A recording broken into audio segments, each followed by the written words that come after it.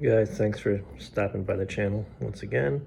We're just going to take another look at this 1969 Colt Python 357 before I put it away. Had it out yesterday. It was shooting great.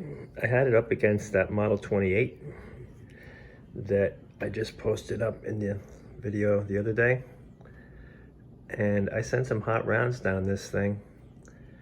The Private Partisan Defense line and 158 grains. And I have to be honest with you, they felt better in this Python than they did in that Model 28. I'm going to attribute that to the full-size grip though. Just look at the finish on this thing.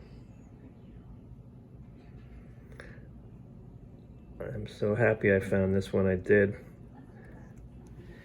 That's the only imperfection on it.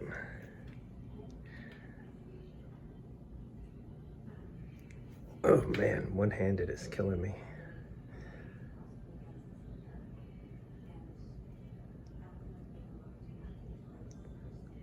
What do you guys think of Pythons? Honestly,